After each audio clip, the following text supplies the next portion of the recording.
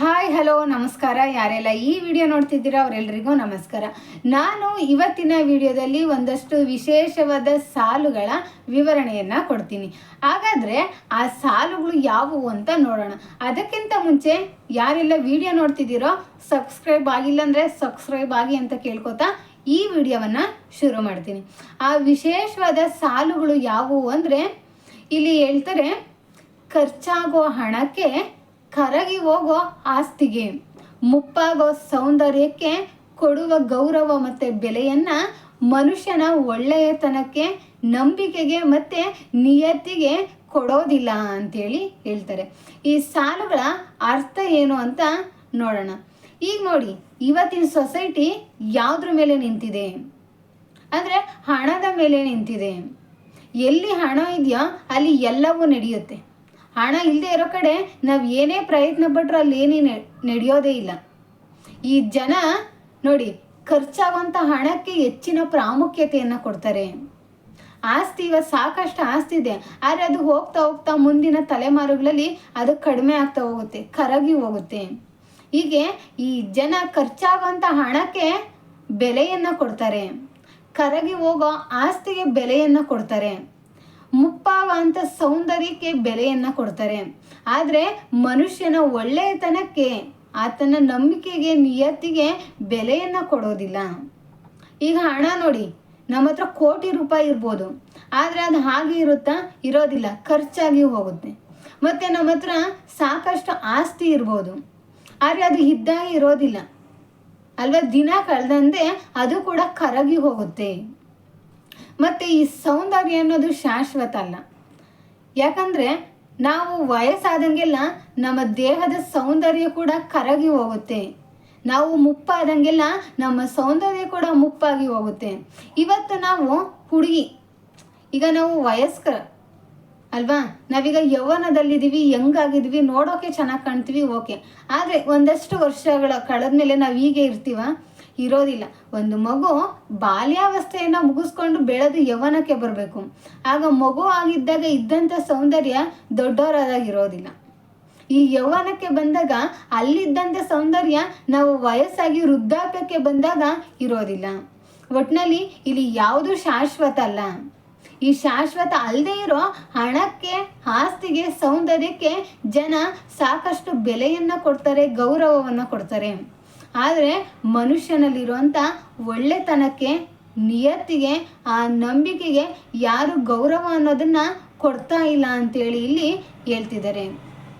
ಅದಕ್ಕೆ ನೀವು ಆ ಖರ್ಚಾಗೋಂಥ ಹಣಕ್ಕೆ ಬೆಲೆಯನ್ನು ಕೊಡಬೇಡಿ. ಹಣವನ್ನು ನಾವು ಹೇಗೆ ಬೇಕಾದ್ರೂ, ಯಾವ ರೀತಿಲಿ ಬೇಕಾದ್ರೂ ದುಡಿಬೋದು ಅಲ್ವಾ. ಮತ್ತು ಕರಗಿ ಹೋಗೋ ಆಸ್ತಿಗೆ ನೀವು ಬೆಲೆಯನ್ನು ಕೊಡಬೇಡಿ. ಆಸ್ತಿನ ನಾವು ಹೇಗೆ ಬೇಕಾದ್ರೂ ಸಂಪಾದನೆಯನ್ನು ಮಾಡ್ಬೋದು, ಅದೇ ಹೇಗೆ ಬೇಕಾದ್ರೂ ಕಳ್ಕೋಬೋದು ಅಲ್ವಾ. ಮತ್ತು ಈ ಸೌಂದರ್ಯಕ್ಕೆ ನೀವು ಬೆಲೆಯನ್ನು ಕೊಡಬೇಡಿ. ಮನುಷ್ಯನಲ್ಲಿರೋಂಥ ಒಳ್ಳೆ ಗುಣಕ್ಕೆ ಬೆಲೆಯನ್ನು ಕೊಡಿ. ಯಾಕಂದರೆ ನಾವು ಏನನ್ನು ಬೇಕಾದರೂ ಹಣ ಕೊಟ್ಟು ಕೊಂಡ್ಕೋಬೋದು, ಆದರೆ ಗುಣ ಅನ್ನೋದನ್ನು, ನಿಯತ್ತು, ಪ್ರಾಮಾಣಿಕತೆ ಅನ್ನೋದನ್ನು ಹಣದಿಂದ ಕೊಂಡ್ಕೊಳ್ಳೋದಕ್ಕೆ ಆಗೋದಿಲ್ಲ. ಅದಕ್ಕೆ ನೀವು ಮನುಷ್ಯನಿರೋಂಥ ಒಳ್ಳೆತನಕ್ಕೆ ಬೆಲೆಯನ್ನು ಕೊಡಿ. ಆತನಲ್ಲಿರೋಂಥ ನಿಯತ್ತು, ಪ್ರಾಮಾಣಿಕತೆಯನ್ನು ನೀವು ಗೌರವಿಸ್ಬೇಕು. ಈ ಪ್ರಪಂಚದಲ್ಲಿ ಏನನ್ನ ಬೇಕಾದ್ರೂ ಕೊಂಡ್ಕೋಬೋದು, ಆದರೆ ಒಳ್ಳೆತನ ಅನ್ನೋದು ಹಣ ಕೊಟ್ಟರೂ ಸಿಗೋದಿಲ್ಲ, ಅದು ತಾನಾಗೆ ಬರಬೇಕು ಅಲ್ವಾ. ಅದಕ್ಕೆ ನೀವು ಏನನ್ನ ಗೌರವಿಸ್ತೀರ ಇಲ್ವೋ ಗೊತ್ತಿಲ್ಲ, ಆದರೆ ಒಳ್ಳೆತನ ಅನ್ನೋದನ್ನು ಗೌರವಿಸಿ. ಹಿಂದಿನ ಕಾಲದಲ್ಲಿ ಒಳ್ಳೆಯವರು ಸಿಗೋದೇ ಅಪರೂಪ ಅಲ್ವಾ. ಯಾಕಂದರೆ ಪ್ರತಿಯೊಬ್ಬ ಮನುಷ್ಯರಲ್ಲಿ ಏನೋ ಒಂದು ಸ್ವಾರ್ಥ ಅನ್ನೋದು ಇದ್ದೇ ಇರುತ್ತೆ.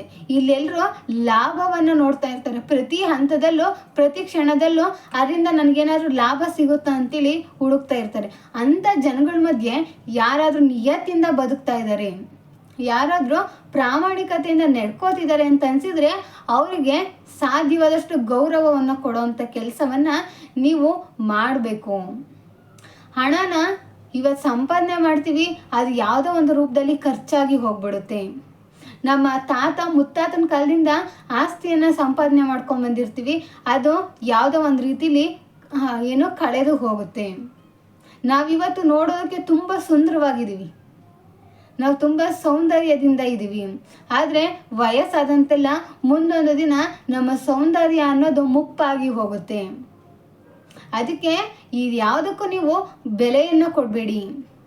ಆದರೆ ಶಾಶ್ವತವಾಗಿ ಉಳ್ಕೊಳ್ಳೋ ಅಂಥದ್ದು ಒಳ್ಳೆತನ, ಪ್ರಾಮಾಣಿಕತೆ ಮತ್ತು ನಿಯತ್ತು.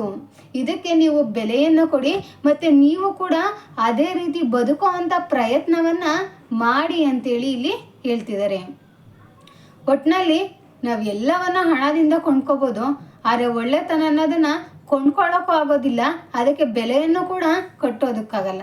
ಈಗ ಯಾವುದೋ ಒಂದು ವಸ್ತುಗೆ ಈ ವಸ್ತುಗೆ ಇಷ್ಟು ರೇಟು ಅಂತೇಳಿ ಕಟ್ಬೋದು, ಈ ವಸ್ತುಗೆ ಇಷ್ಟು ಬೆಲೆ ಅಂತೇಳಿ ನಾವು ಬೆಲೆಯನ್ನು ನಿಗದಿ ಮಾಡ್ಬೋದು. ಆದರೆ ಮನುಷ್ಯನ ಒಳ್ಳೆಯತನಕ್ಕೆ ಬೆಲೆಯನ್ನೇ ಕಟ್ಟೋಕ್ಕಾಗಲ್ಲ.